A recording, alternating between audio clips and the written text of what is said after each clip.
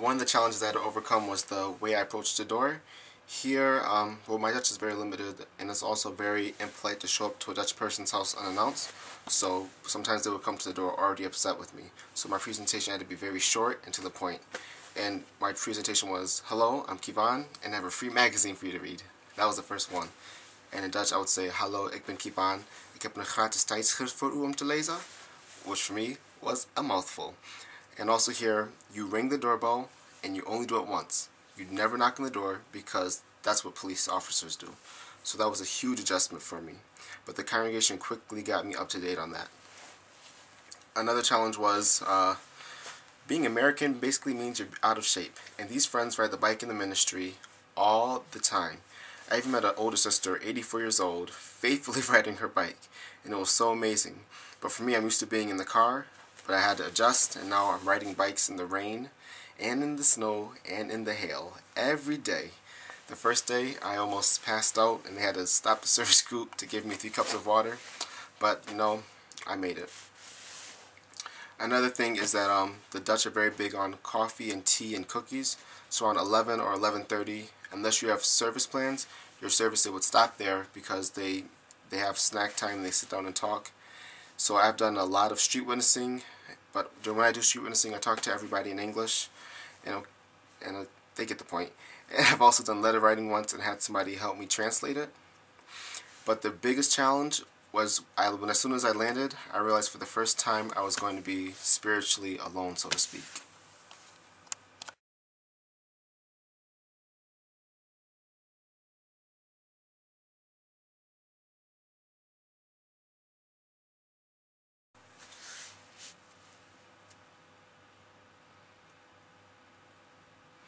And what I mean by being spiritually alone is that no one is stay on top of me or make sure I go in service or anything like that. And going to a new kingdom hall where nobody's going to be able to encourage me because of the language difference and because they don't know me. And once I left, I never really realized how great Riverview was. But Jehovah has assisted me. And here the young people aren't as active in the ministry or in the kingdom hall. So when I look back and I think about how everyone is doing, it's really encouraging to me.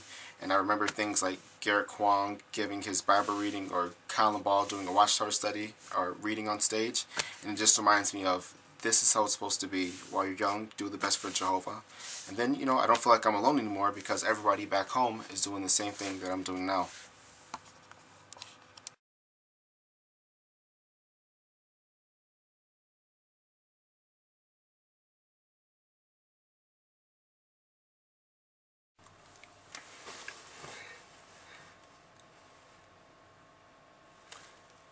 Well, I've actually received a couple of blessings since I've been here.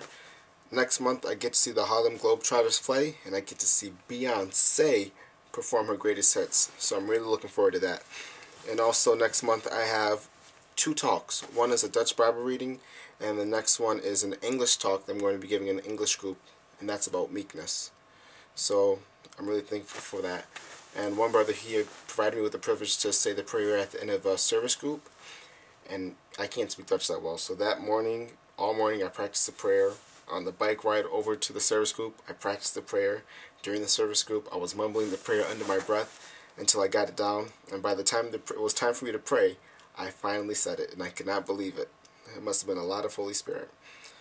Also, we were able to go to Bethel and visit Pete and Diane's friends, Reza and Rebecca, and they gave us a phenomenal tour. That was really amazing and encouraging. And also a family that I met in 2009 at the International Convention. I was able to reconnect with them, and they have expanded my association a lot. There's a lot of young guys in their hall doing very spiritually well, and they have invited me over several times. But it's like 45 minutes away and I have to take public transportation, but it's worth it. And the family, they even invited me to spend the night one time, so then the next morning we went to a soccer game, and the arena was filled with 50,000 people. And that was awesome. But I think the biggest blessing is just being here, being able to preach in a foreign language to people that I would never have a chance to if I would have just stayed home. So I thank Joe for this privilege, and I'm going to take advantage of it.